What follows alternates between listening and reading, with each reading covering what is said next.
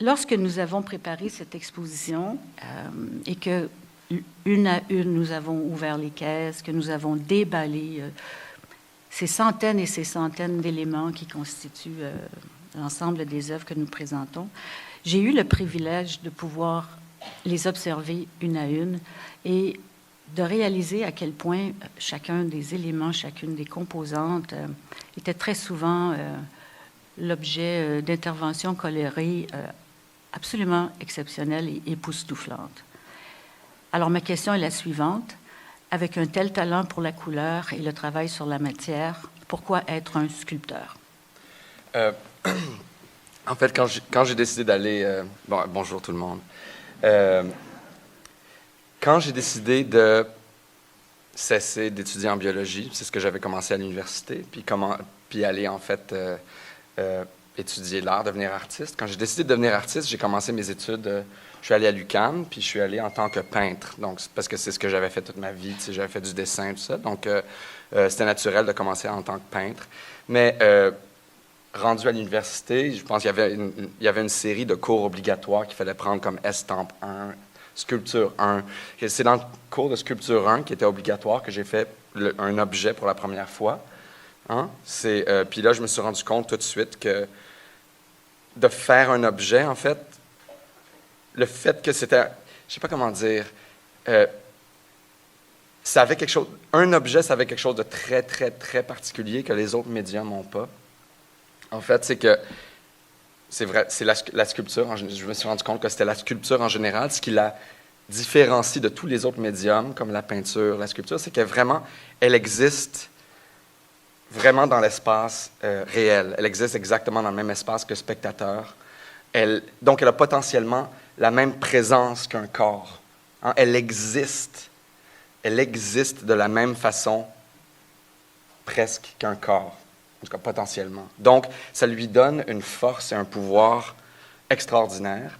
Et alors, naturellement, c'est ce que j'ai continué à faire. Quand j'ai vraiment saisi le potentiel de l'objet qui existe dans le même espace que le spectateur, qui respire le même air que lui, alors j'ai continué à faire. C'est venu très, très naturellement. J'ai continué à faire ça. J'ai comme eu l'impression que c'est ça que je faisais naturellement. Comme. Je voulais faire des objets je voulais faire des objets potentiellement capables d'exister comme des corps. Parce que je considère que le corps d'une personne, c'est la chose la plus extraordinaire au monde. On parle de corps, on parle de figure corporelle, on pourrait parler à la rigueur de tête. Et d'entrée de jeu, je pense qu'on pourrait parler de l'une d'elles en particulier, qui s'intitule Sarah Altmed. Sarah Altmed, c'est une pièce de 2000. Tu vas m'aider pour les dates? Oui, c'est 2003. 2003. C'est une sculpture que j'ai faite à l'époque où je venais de finir l'université, j'avais pas d'argent, puis j'avais pas d'atelier, j'avais pas de ressources. Donc, je travaillais dans ma chambre, puis j'aurais pu me sentir comme victime des circonstances, mais je voulais me prouver et prouver au monde que même sans ressources, sans espace, sans argent, on peut faire un objet infiniment profond et puis extrêmement intense. Donc, c'est ce que j'ai fait avec cette pièce. Au début, je voulais faire un autoportrait. Puis je me suis dit, mais le genre de l'autoportrait était devenu peut-être un petit peu...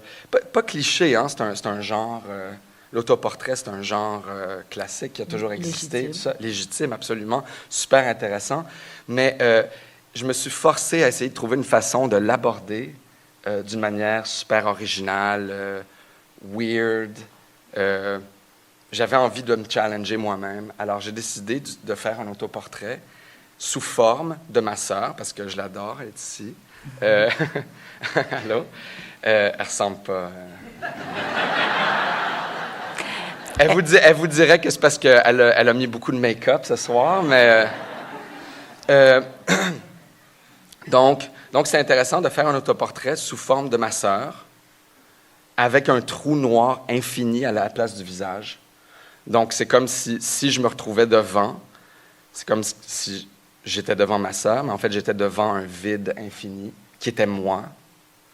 en même temps. C'est-à-dire que c'était comme une expérience. C'était une expérience. Je voulais me retrouver devant un objet puis pas vraiment savoir. C'était très risqué. Je savais qu'il y avait, dans ce projet-là, que j'abordais les thèmes de l'amour, de la mort, du néant, de la représentation, mais je ne savais pas comment.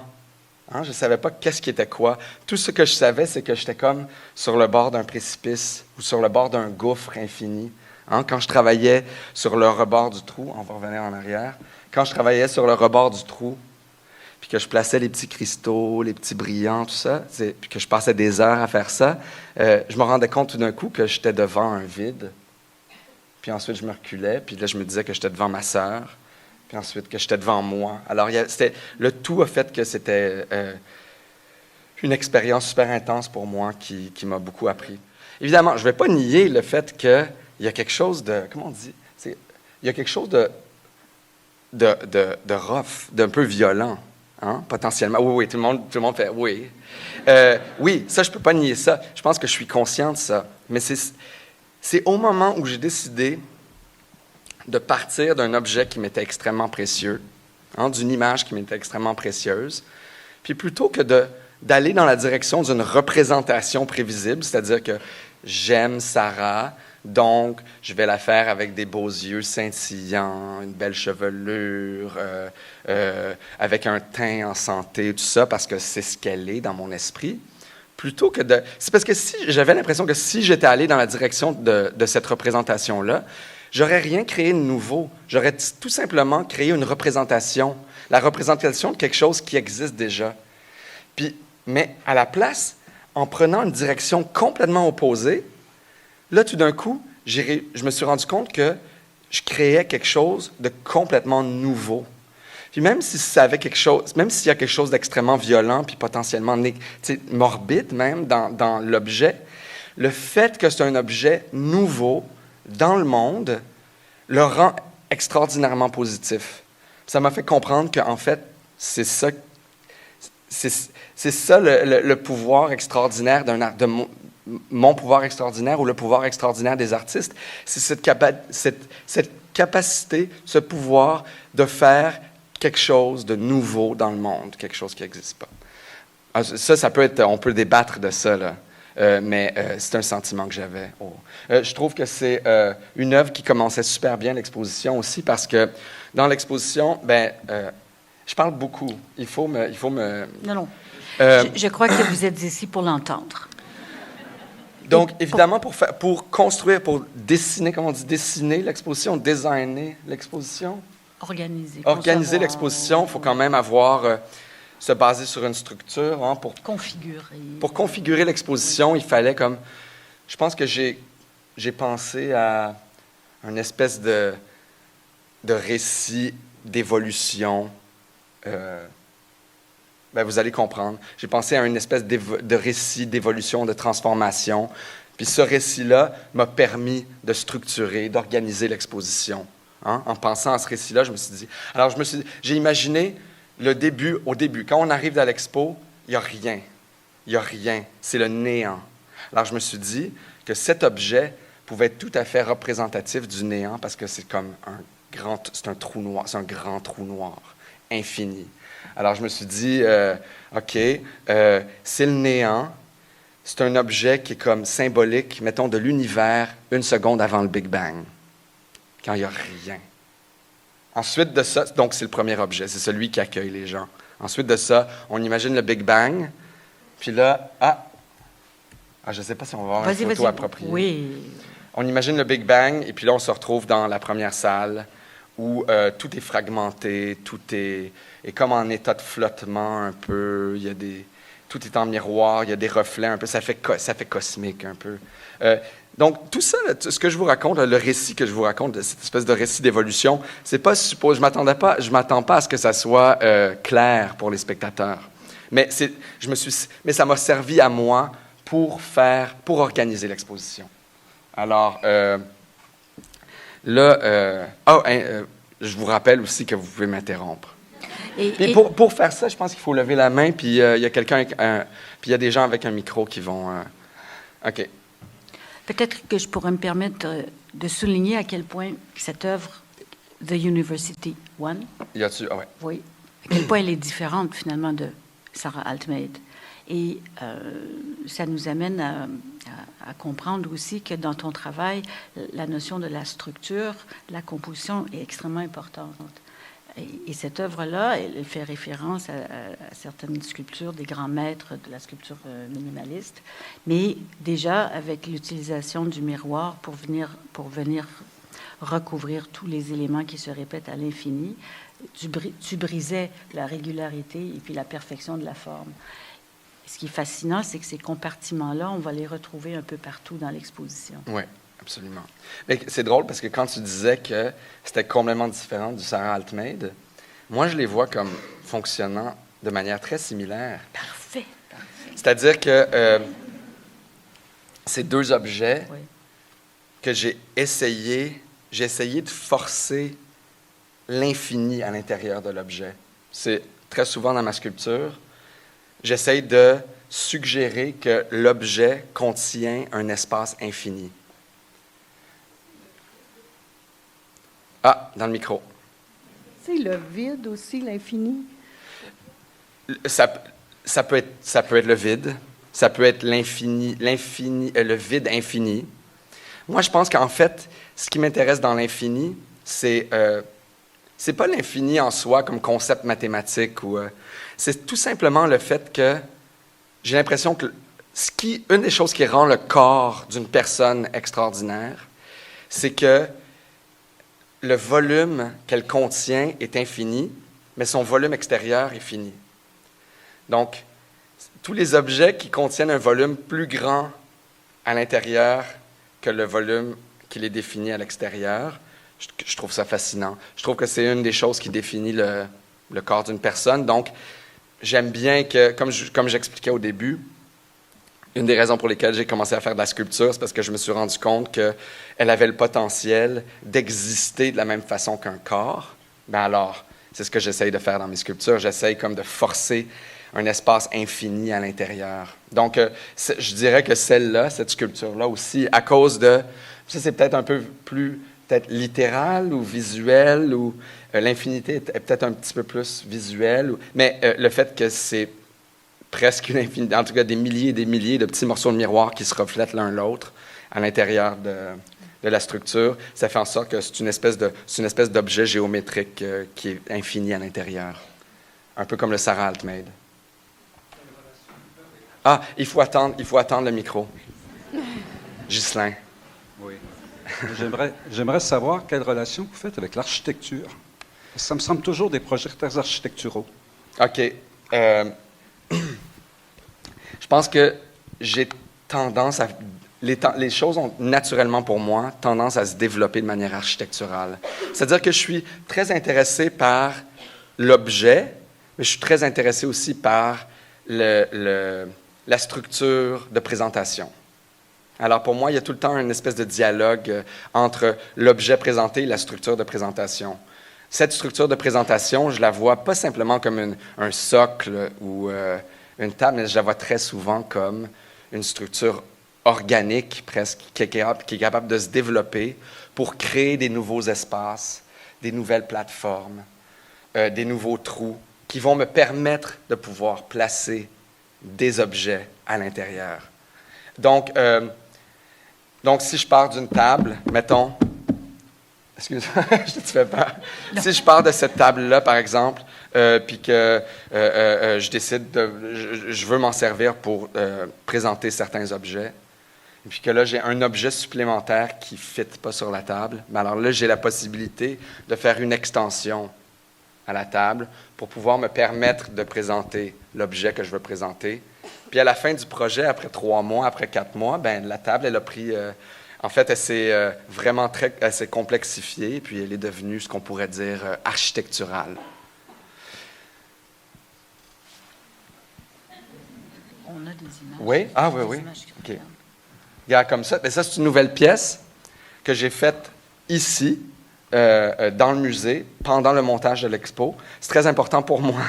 En tout cas, je m'en rends compte de plus en plus. C'est super important pour moi d'avoir un projet en cours pendant le montage de l'exposition parce que si j'avais rien à faire, si je pouvais pas me concentrer sur un projet, sur une nouvelle sculpture, mais alors là, il faudrait juste que je me tourne, j'aurais juste à me tourner les pouces, puis attendre que les choses soient installées. Ça, c'est difficile. Donc, c'est toujours très, très satisfaisant de vraiment faire quelque chose pour mon esprit.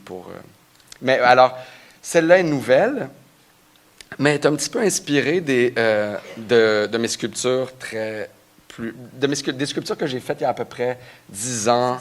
À peu près 10 ans, où là, mes sculptures se prenaient la forme de structures architecturales complexes qui présentaient certains objets. Donc, celle-là est très inspirée. Je me suis dit, il n'y en a pas dans l'exposition, il n'y en a pas assez dans l'exposition, donc ça prend vraiment, c'est important qu'il y ait cette espèce de présence.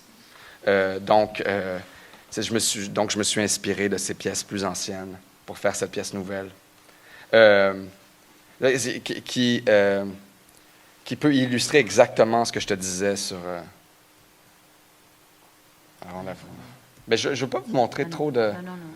Ah non, ça me stresse parce que je ne veux pas vous montrer trop d'images. Veux-tu qu'on parle de Swallow? Ou de non. Lovers, l'arrivée du loup-garou? OK, ben attends. Ben, c'est juste la prochaine. OK. Lovers. OK, c'est correct. C'est beau. C'est beau. Tu veux que je parle du loup-garou? Je veux que tu parles du loup-garou. Ben, OK. Oui, moi, ça me fait plaisir. Je fais un petit rewind.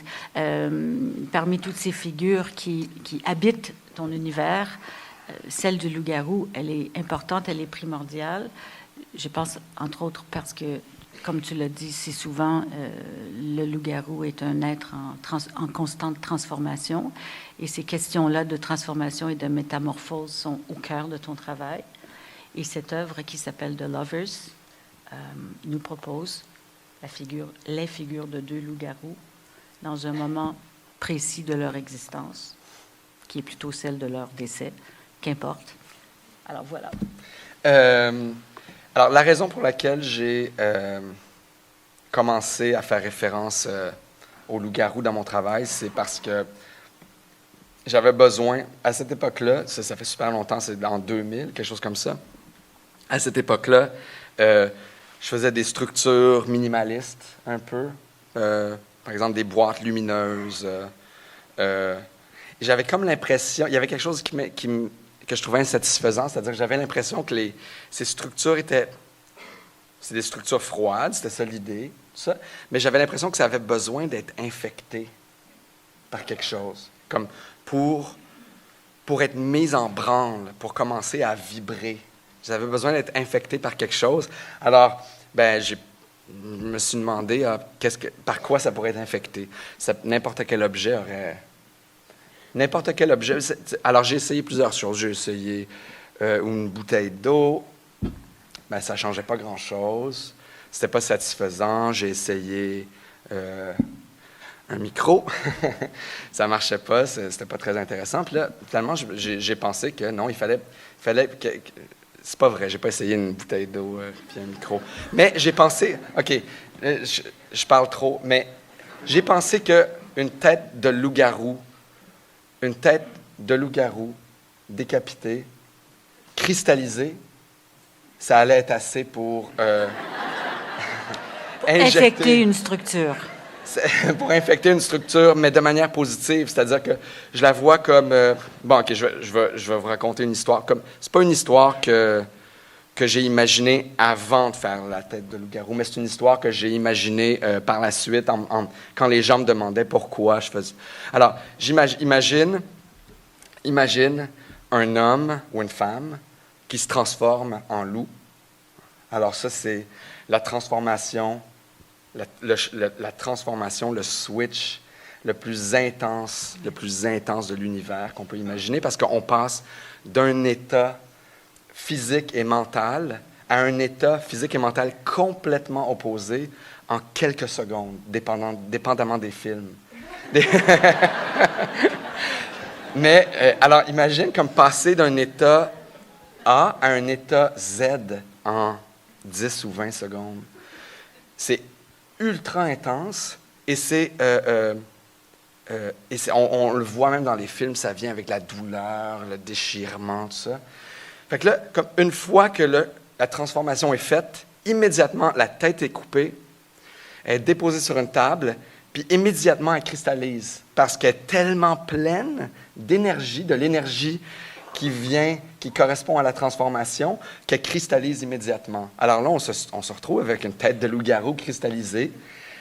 Et pour moi, je trouve que c'est un symbole, ça symbolise le type d'énergie qui m'intéresse. Puis je me suis retrouvé, après en avoir fait une, je me suis retrouvé avec un objet qui, pour moi, fonctionnait presque comme une batterie.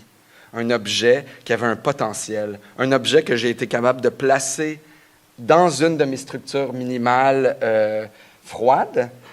Et ça me donnait l'impression que tout d'un coup, toute la structure était mise en branle parce que j'ai placé une batterie dans la structure. Oui. Ça... Absolument, oui. Puis en fait aussi, quand tu nous dis que tout ton art est habité de tension, évidemment, pour le regardeur, lui aussi, il est en tension parce que de regarder comme ça cette figure cristallisée, étrange, certains pourraient dire grotesque, certains pourraient dire monstrueuse, d'autres... Comme la plupart des techniciens au musée, on s'est énormément attaché à tes figures de loup-garou. Je veux dire, vraiment, il se dégage de ces formes aussi une charge expressive, émotive très, très forte. On voit bien comment cet intérêt pour l'aspect arrêté d'un moment particulier, tu as pu vraiment le réussir et nous le faire partager. Merci. OK. Oui. Salut, David. David, j'aimerais qu'on revienne dans la photo de l'œuvre qui a été créée, oui. Celle-là. Est-ce que c'est une œuvre dans laquelle on va pouvoir un peu se promener? Est-ce qu'on peut avancer? Non. Non? L'œil. Oh, shucks. Non, ben oui, évidemment. L'œil peut se promener à l'intérieur de la sculpture, mais pas ton corps. Mais, OK. Et la raison, en fait... Ouais. Est-ce que tu as fini la question? Oui, dis-moi la raison, puis j'ai une deuxième question. OK. Donc, la raison pour laquelle on ne peut jamais circuler dans mes sculptures, c'est que, comme je disais tout à l'heure, je veux qu'elles aient une présence similaire à la présence d'un corps dans l'espace. Donc, j'allais dire, on est toujours à l'extérieur d'un corps, mais... mais c'est... Oui, mais David, je te rappelle que dans The Index, il y avait des places où est-ce qu'on pouvait rentrer, on pouvait regarder en dessous. C'est la seule. Puis j'aimerais rappeler que peut-être qu'on pouvait rentrer à l'intérieur de ça, mais tous les éléments de cette pièce, la pièce The Index, vous la connaissez peut-être pas, mais c'est une espèce de structure architecturale vraiment complexe avec des plateformes, des ponts, des escaliers un peu partout, des loups-garous, des oiseaux un peu partout. Tous les éléments de cette sculpture étaient reliés à la sculpture. Alors, s'il y avait un oiseau dans le coin là-bas, il y avait une chaîne qui reliait l'oiseau et la structure. Donc, c'était des stratégies que j'utilisais pour me convaincre que c'était quand même un organisme. Même si on pouvait entrer à l'intérieur, ça restait un corps. Mais là, je le fais plus, ça. Je fais plus non, ça m'intéresse pas trop. Ça m'intéresse pas trop de permettre aux spectateurs de rentrer.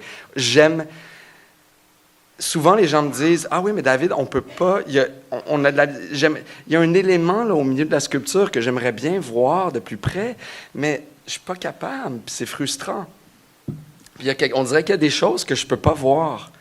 Mais l'affaire, c'est que c'est ça que je trouve intéressant aussi quand je parlais d'espace infini ou d'espace intérieur, un peu comme l'espace intérieur d'une personne. Évidemment, je veux dire, quand on rencontre quelqu'un, quand on rencontre une personne, on n'a pas accès à tout. On n'a pas accès à tous ses secrets, à toute son histoire, à tout ce qui la rend complexe, à tout ce qui la définit. Mais c'est ça qui rend le rapport avec cette personne vraiment extraordinaire. C'est le fait qu'on n'a pas accès à tout.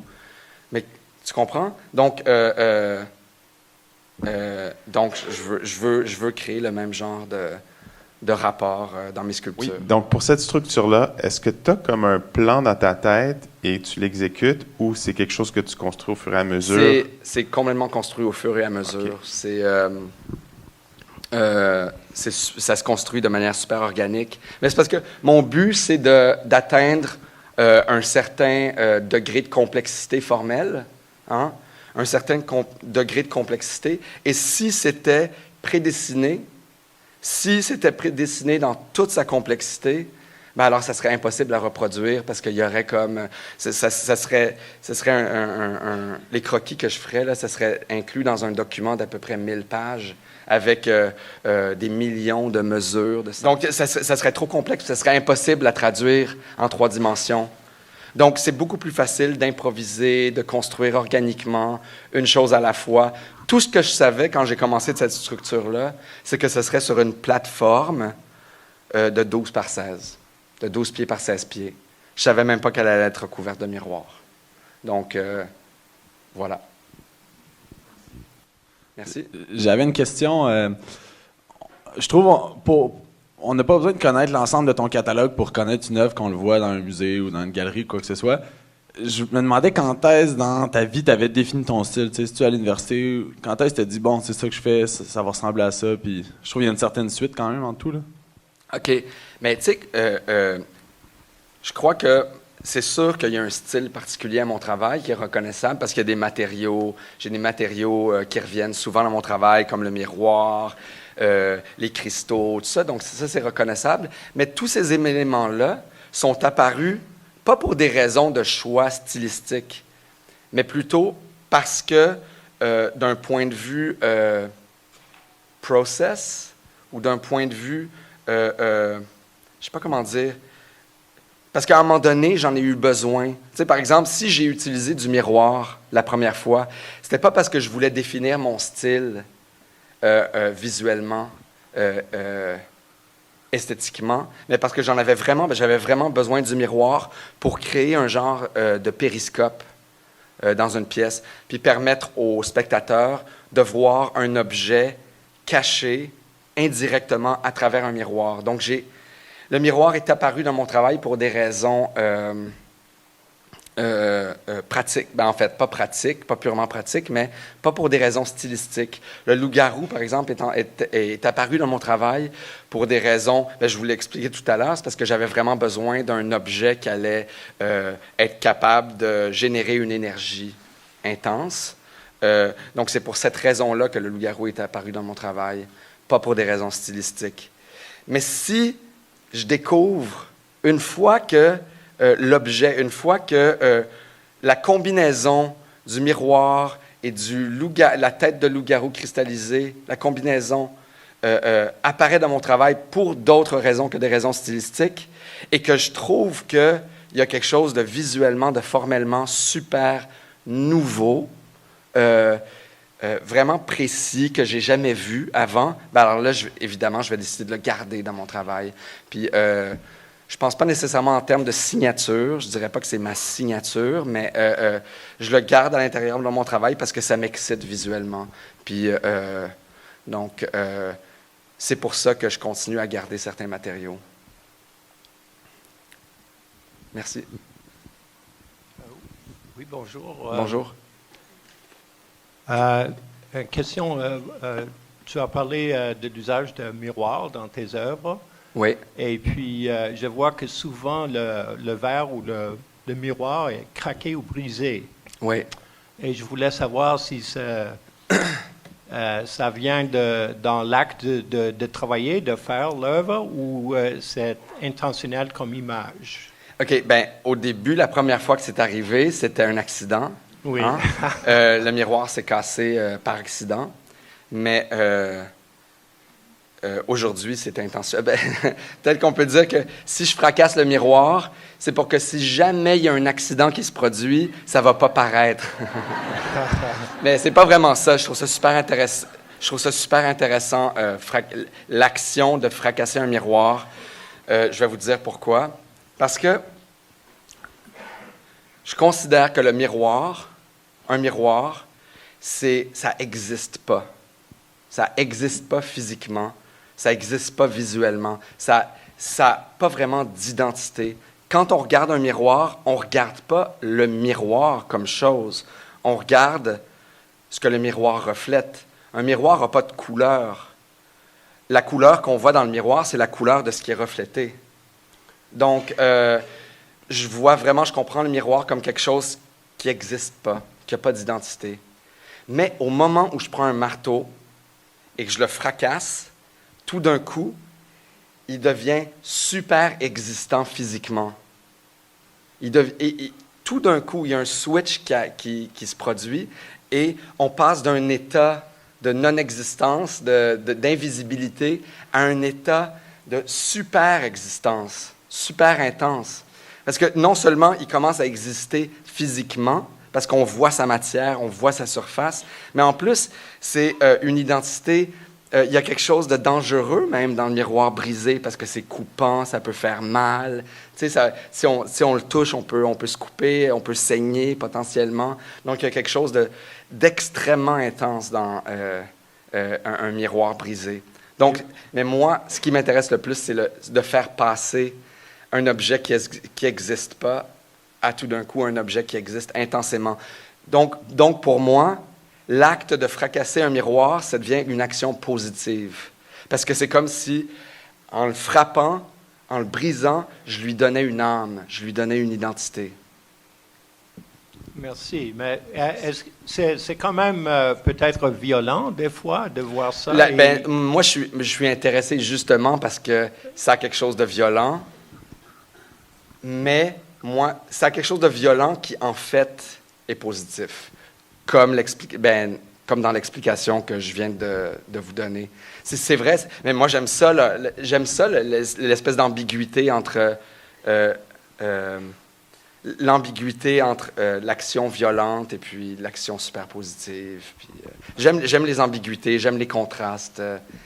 Je ne sais pas si c'est clair, mais non. C'est pas satisfaisant. Ah oui! Wow, il est difficile, hein? Je pourrais continuer à essayer de vous convaincre, mais... Vous n'êtes pas superstitieux, donc? Ben non, en fait, c'est ça, on m'a posé la question, mais c'est comme, là, je suis déjà rendu à 1 million d'années de malheur. Ouais. Fait que c'est quoi la différence si j'en rajoute 20 et 20... Mais est-ce qu'il y a comme une référence à cinématique ou quelque chose comme une... Dans le miroir brisé? Oui. Une référence cinématique. Comme, je ne sais pas, dans un film détective où on voit une verre brisé ou quelque chose, c'est souvent un indice, une indication, une action ou quelque chose. Je sais pas. Moi, je le vois plus... Non, pas vraiment. L'action, je la fais vraiment pour les raisons que je vous ai expliquées, c'est-à-dire pour donner une identité physique à la surface, mais c'est aussi parce que je trouve que ça a un potentiel psychologique aussi. Tu sais, si on imagine le miroir comme étant le symbole de soi, en fait, comme symbolisant le soi, mais alors de le briser, de créer une ouverture, de faire un trou dans un miroir, pour suggérer qu'il y a un espace derrière le miroir. Ça me fait penser à Alice qui passe à travers le miroir. Ça me fait penser à toute une espèce de symbolique psychanalytique que je trouve intéressante aussi. S'il te plaît. Une pièce que nous sommes en train de regarder la pièce involontairement et on est figé dessus, qui est magnifique, entre parenthèses. Je peux changer Non, si non, tu veux. c'est magnifique. Mais je trouve, et j'aimerais que tu nous présentes cette soif que tu as de toujours faire flotter les choses. Par exemple, je me retrouve là avec des objets que je ne sais pas trop comment ils se fixent dans l'espace. Là, j'ai fréquenté tes zèbres à plusieurs reprises au musée. et ça flottait à un moment donné, ça m'intriguait. Et cette intrigue et ce flottement-là, ça me semble redevenu permanent dans ton travail. OK. Ah, Ça, voilà. c'est une pièce qui s'appelle Le spectre et la main, que j'ai déjà présentée au musée. Ben, je la présente ici parce que ça correspond, ça illustre bien ce dont tu parlais. Je ne sais pas si c'est un trait des sculpteurs. Non, je pense pas. Je pense que c'est moi en tant que sculpteur. Je suis super intéressé par... ça, je pense, je sais, OK, je vais faire un test. Je ne sais pas si j'utilise bien le terme, parce que c'est un terme qui sonne prétentieux un peu. Puis tu peux me dire, José, sois franche, le terme de transcendance. Allons-y, Oh, aïe, aïe, allons-y aïe. pour la transcendance. Alors, l'idée que mon action fait que la sculpture transcende son état de matière rough avec son poids. C'est comme si tous les matériaux... Je pense que, je veux dire, l'ensemble de cette sculpture qu'on voit présentement, là, le spectre et la main, je ne sais pas c'est quoi son poids, mais ça doit être, je ne sais pas, des centaines et des centaines de livres de matériaux. Peux-tu? En fait, j'ai envie de demander à ma collègue Anne-Marie Zepetelli, qui est ici et qui gère nos collections. Ah, elle n'est pas là. Oui, 2 à 3 000 livres. Non! Oui. Ah, avec les caisses. Ah, OK, avec les caisses. OK, alors seulement 1000 livres, alors. OK, donc, il y a 1000 livres de matériaux, mais moi, en tant que sculpteur, j'ai la possibilité de donner l'impression qu'elle pèse rien. Puis, pour moi, je pense que c'est un instinct, c'est quelque chose que je fais instinctivement en tant que sculpteur, de toujours vouloir transformer la matière puis lui donner un pouvoir autre pour qu'au bout du compte, la sculpture devienne quelque chose qu'elle n'était pas au départ. Hein, qu'il y a une vraie transformation. Donc, je ne sais pas, tu peux me dire, transcendance, ce n'est pas un bon terme, hein? Ben, en fait, c'est un très bon terme et c'est... Transcender... Oui, OK, excuse-moi. On revient à ton idée de départ, la transformation, l'idée de métamorphose, mais aussi transcender transcender cette accumulation de matière pour faire en sorte que on passe outre sa densité et qu'elle devienne comme justement éthérée et flottant dans l'espace. Ben, c'est une forme de transcendance concrète, qui est comme un oxymoron, ça n'existe pas, mais c'est un peu ça. Et moi, ça m'amène peut-être à faire seulement une observation. Alors, dans l'ensemble de ton travail, alors là, on a déjà discuté de cette possible intérêt pour le chaos, oui, pour le néant et pour ce que ça inclut de possibilités infinies. On a observé ton intérêt profond et ta connaissance profonde de la structure et de la composition. On a vu l'arrivée de certaines grandes figures transformées du règne humain à celui d'animal. On a vu les matières, en fait l'étendue des diverses matières qui composent ton travail. Mais je pense aussi que ce qui est important de retenir de tout ça, et tu en parles souvent, c'est la notion de process, qui est très difficile à traduire, mais qui est en fait l'œuvre en cours de réalisation et l'acte de création, l'acte créateur. Et alors, c'est ça, on arrive à des œuvres, un corpus de personnages, dans l'ensemble des créatures qui habitent ton univers, qui s'appellent des bodybuilders. Alors, j'ai fait une série qui s'appelle Les Bodybuilders. C'est une interprétation littérale du terme bodybuilder, c'est-à-dire un corps qui se construit lui-même. Et donc, j'ai fait une série en plâtre de figures qui utilisent leurs propres mains pour transporter la matière de leur corps. C'est du plâtre dans ce cas-ci. La transporter, la prendre de leurs jambes, la monter jusqu'à leur épaule, se construire une épaule gigantesque. Donc, donner à l'objet la responsabilité de sa propre forme. Mais ça, c'est Ça, c'est quelque chose que c'est pas juste dans la série des bodybuilders. Je peux tout le temps, c'est tout le temps important pour moi. L'idée que la sculpture est capable de se construire elle-même de l'intérieur.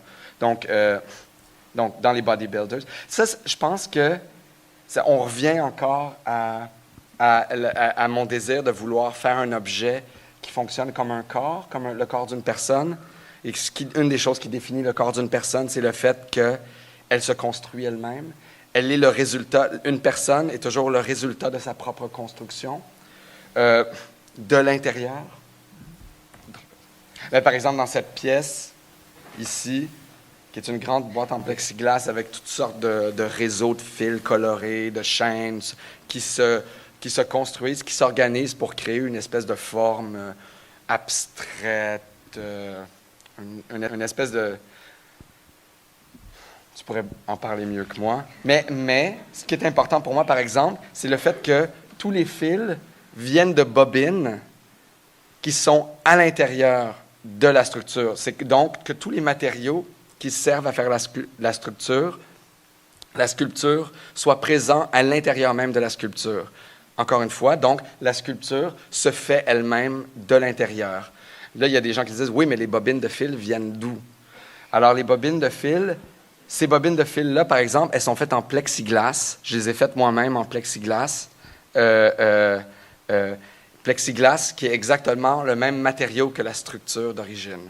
Donc, c'est comme si les bobines de fil étaient tout simplement une mutation de la structure d'origine, du plexiglas qui forme la boîte. Et donc tout vient de l'intérieur.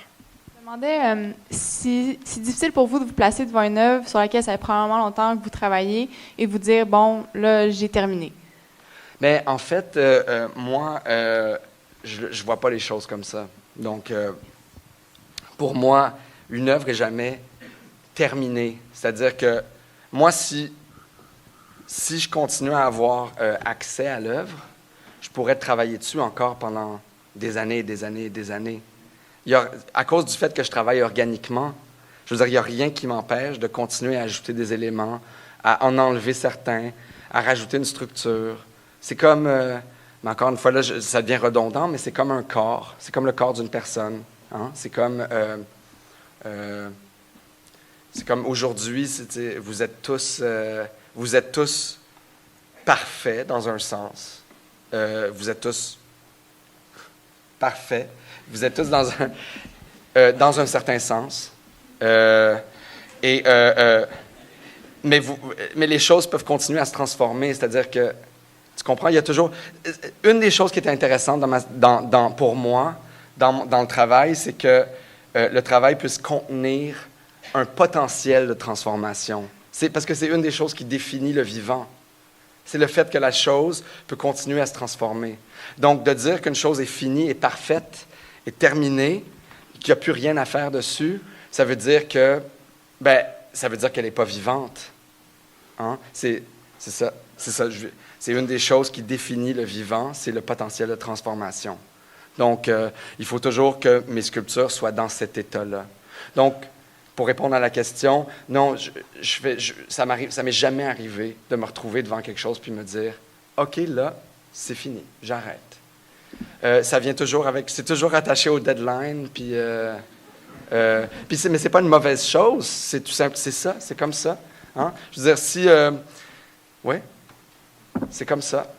C'est tout, en fait, à la fin, je veux dire, à la fin du travail, quand je sais que j'ai un deadline qui s'en vient dans 2 semaines, mon travail commence à devenir... en fait, mon travail se transforme. Je commence à vraiment m'assurer que le travail est présentable, est intéressant formellement, a l'air en santé. Donc, c'est ça, c'est la fin du travail. Mettons que la dernière semaine. La dernière semaine, c'est ça. Mais, je sais pas si... Je commence à... Oui, c'est Oui. moi, j'ai une question. Oui. Excuse-moi pour mon français, je sais même mieux, OK. Alors, mon question, c'était, est-ce que vos œuvres de toi sont à la hauteur de votre vision de ça? Alors, est-ce que c'est quand c'est fini, est-ce que tu dis, wow, c'est exactement, je voulais ça, c'est parfait? À quel pourcentage est-ce que vous êtes content avec qu'est-ce que tu as fait? OK, ben moi, je pense qu'en fait, que mon rapport à mon travail, quand je me recule puis je le regarde, c'est jamais... Moi, j'ai jamais de vision. J'ai jamais de vision de l'œuvre avant qu'elle soit terminée. C'est pas comme si... comme je disais tout à l'heure, je fais pas de croquis. J'ai pas de vision de la pièce, comment elle va être. Donc, elle se développe. Je l'aide à se développer.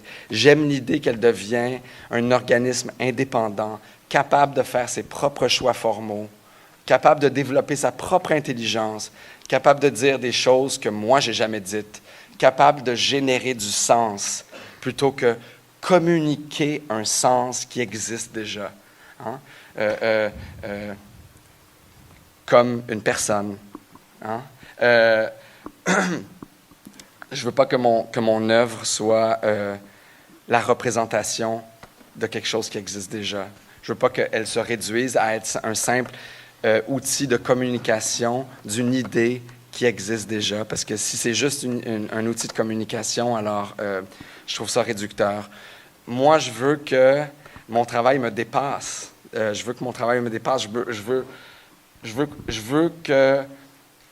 En fait, quand j'y pense, c'est une comparaison un peu quétaine, un peu cheesy, mais je vois mon travail un peu comme un parent pourrait voir son enfant. Hein?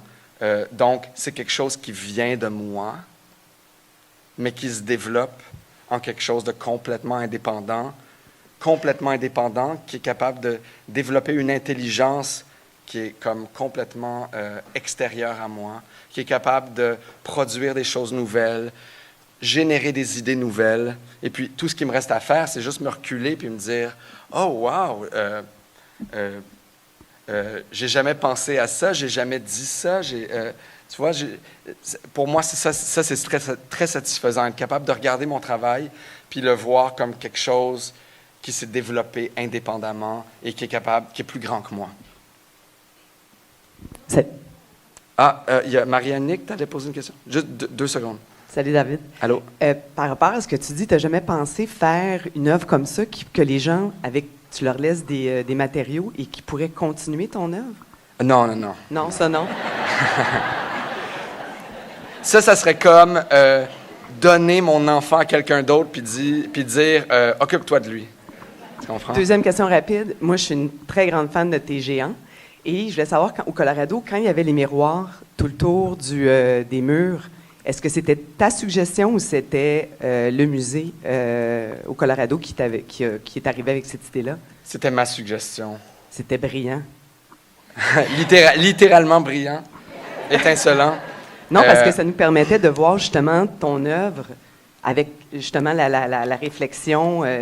Imaginez cette salle-là, mais tous les murs étaient des miroirs. Donc, on voyait très bien la réflexion des géants. Alors, j'ai fait une série de géants recouverts de miroirs. Ce que je trouve intéressant du miroir, c'est que quand on recouvre un objet de miroir, il devient invisible dans un certain sens. Hein? Il devient comme visuellement, il a l'air de s'effacer.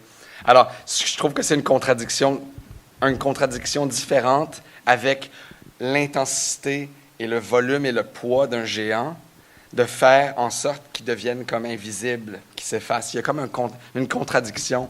Et puis, de recouvrir les murs de miroir en plus. Alors là, ça faisait... Cette idée de départ, de vouloir rendre les géants invisibles, était comme multipliée par 1000. Donc, on entrait dans un espace infini où on ne pouvait pas vraiment comprendre ce qui était présent. On ne pouvait pas vraiment voir où étaient les géants, mais ils étaient tous là. Ils étaient tous super lourds. Alors, j'aimais bien cette espèce de... cette idée qu'on entre dans un espace, visuellement, ça a l'air super léger, il n'y a presque rien, mais qu'en fait, il y a comme 6 géants gigantesques, 1 tonne chacun, coupants, lourds, qui sont à peu près à 2 pieds de toi. Hein?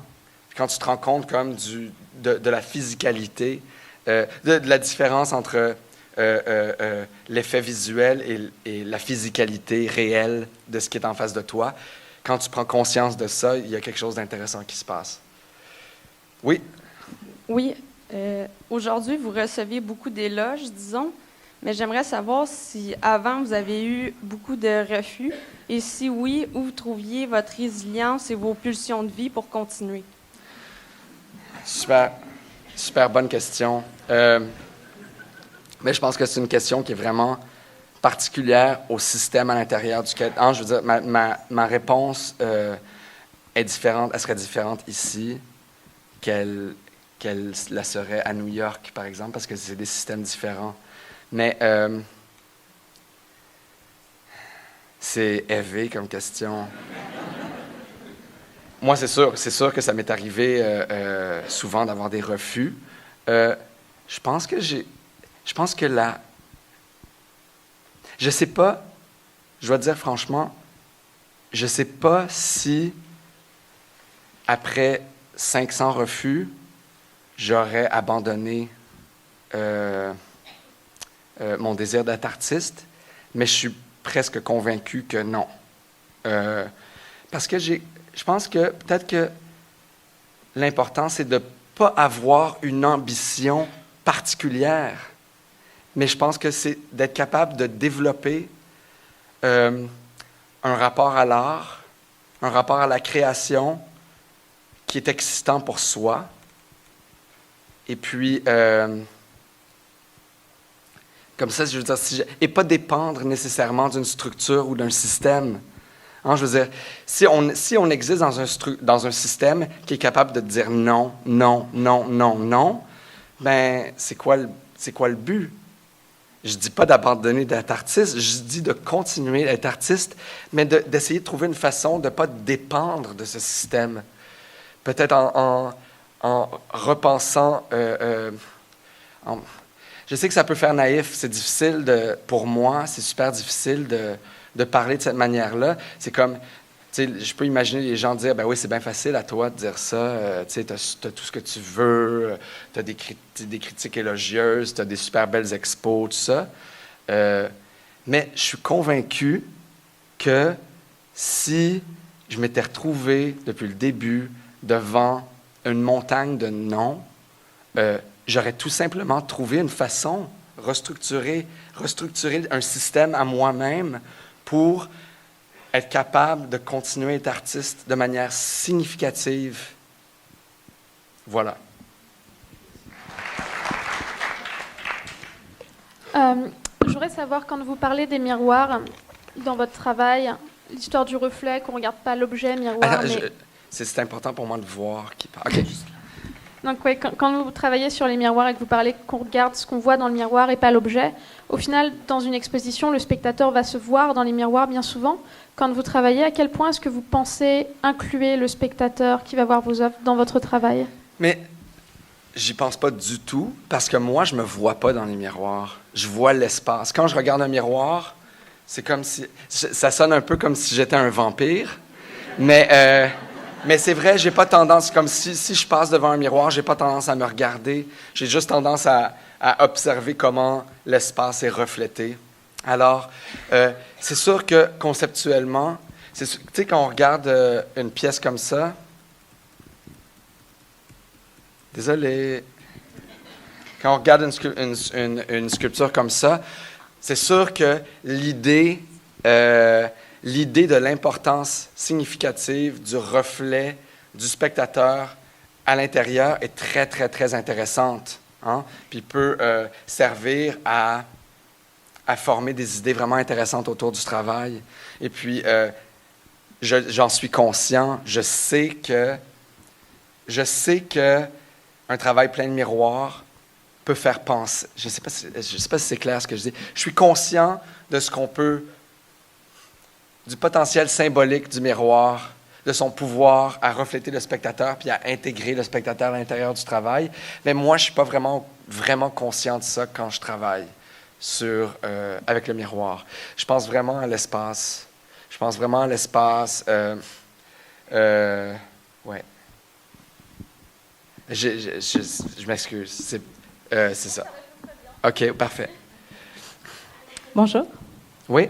D'abord, merci pour cette présentation qui est très généreuse. Ah, mais ça me fait vraiment plaisir. Je ne sais pas exactement comment articuler ma question, mais je m'intéresse à la présence de quelques objets fabriqués. Oui. La plupart des choses, c'est comme du matériau brut, des objets que vous fabriquez vous-même. Mais je sais qu'il y a comme la boucle d'oreille, l'élastique à cheveux, peut-être les vêtements aussi que vous n'avez pas fabriqués vous-même, je ne sais pas. Fait que je me demandais dans le processus de création, c'est quoi la différence? Dans le processus de création, c'est juste que à l'intérieur de la construction d'un objet, d'une sculpture, j'aime qu'il y ait un processus de fabrication complexe. C'est-à-dire que j'aime bien passer du temps à l'atelier avec des matériaux bruts et créer le plus possible avec mes propres mains. Mais à un moment donné, je trouve ça super intéressant de prendre un petit 2 heures puis d'aller au magasin pour acheter une coupe de boucles d'oreilles, revenir. Le fait qu'il y ait différents niveaux, différents espaces à l'intérieur de la production d'un projet rend le projet beaucoup plus intéressant pour moi. Ça devient comme un film. Hein? Un film où il y a, à l'intérieur de la production d'un film, il y a plusieurs niveaux de production. Il y a les acteurs qui sont chez eux tout seuls puis qui essayent d'apprendre leur texte par cœur. Il y a le monteur dans la salle de montage qui fait une autre partie du travail. Puis au final, le film devient comme un genre d'objet, comme un genre de corps, mais qui a été fait à différents endroits. Ça, j'aime beaucoup. J'aime beaucoup ça. Mais j'aime aussi beaucoup la combinaison entre ce qui a été fait de mes propres mains et le ready-made, par exemple. La combinaison des deux. Je trouve que la combinaison de deux choses différentes qui contrastent crée une tension. Hein? C'est comme si je passais 3 mois à travailler sur une sculpture avec mes propres mains. Puis là, tout d'un coup, à la fin, je lui mettais une boucle d'oreille cheap qui existait déjà, que je suis allé acheter au magasin la veille. C'est comme s'il y avait une combinaison de 2 types C'était 2 gestes complètement différents qui étaient combinés ensemble, puis ça créait une tension. Puis ça rend, pour moi, les tensions rendent... Quand un objet contient une tension, il devient plus vivant. Comme une batterie, je parlais de batterie tout à l'heure. Hein? Comme une batterie qui contient un pôle négatif, un pôle positif, pour permettre à l'énergie de circuler, à l'électricité de circuler. Bien, c'est la même chose, un objet qui contient une partie yin, une partie yang, mettons. Dans le choix même de l'objet, dans le choix de la boucle d'oreille, il y a comme... c'est comme un processus, ça fait partie de la création. Oui, le choix de la boucle d'oreille. C'est sûr que, par exemple, aller au magasin, dans une boutique, il y a une couple de boutiques à New York où je vais acheter mes bijoux, tu sais, genre de boutique wholesale, où ils donnent un petit panier, puis tu remplis ton panier de boucles d'oreilles, puis de colliers, puis à la fin, quand tu sors, ça coûte 10$, mettons.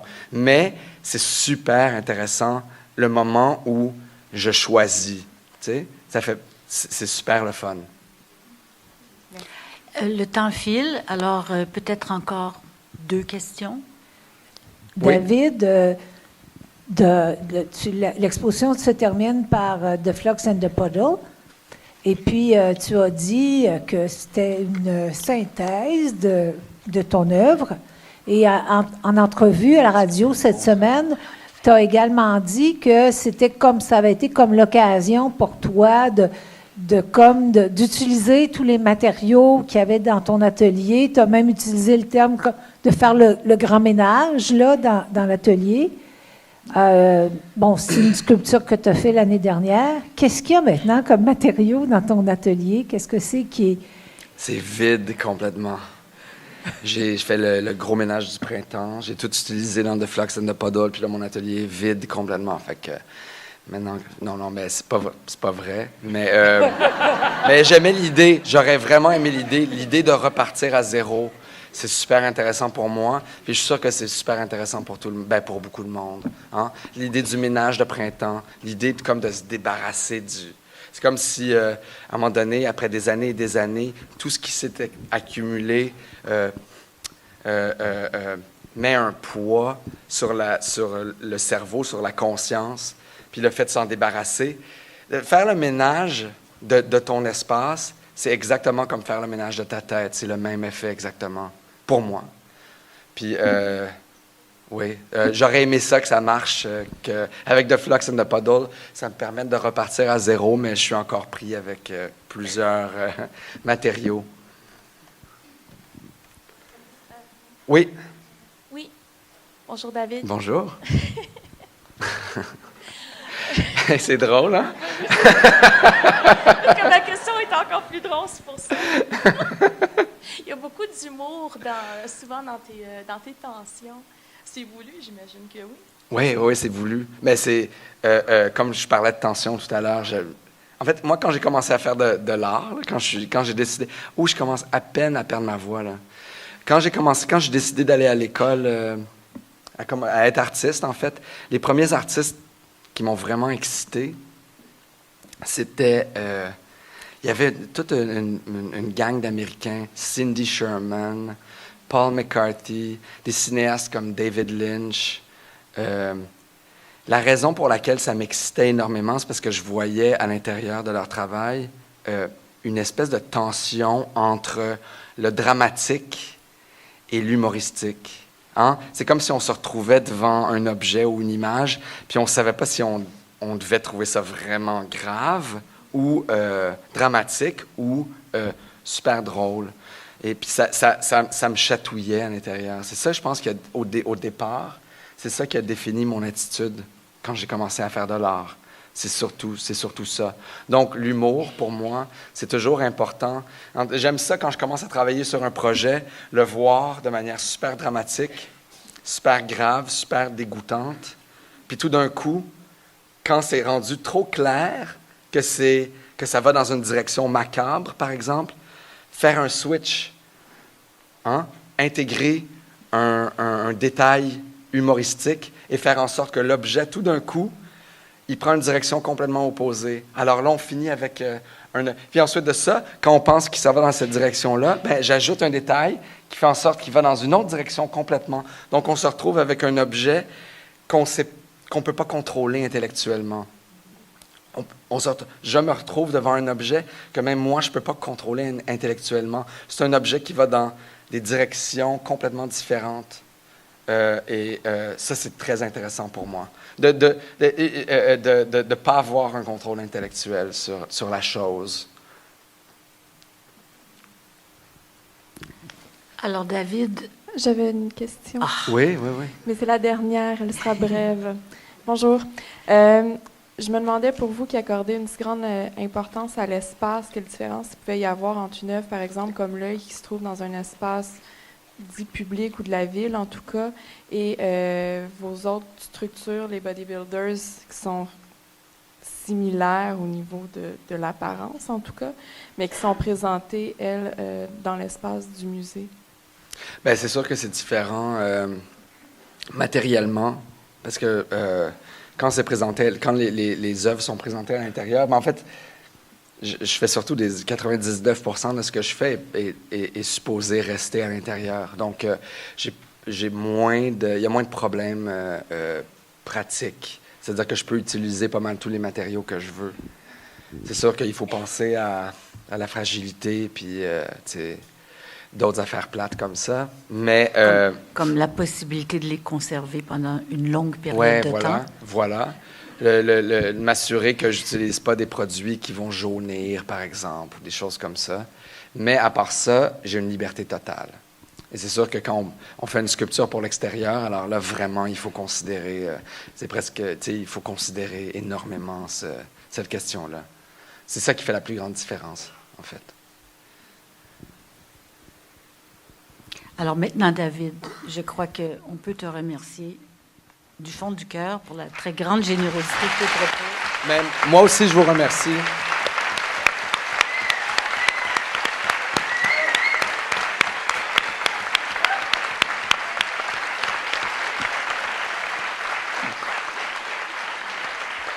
Merci.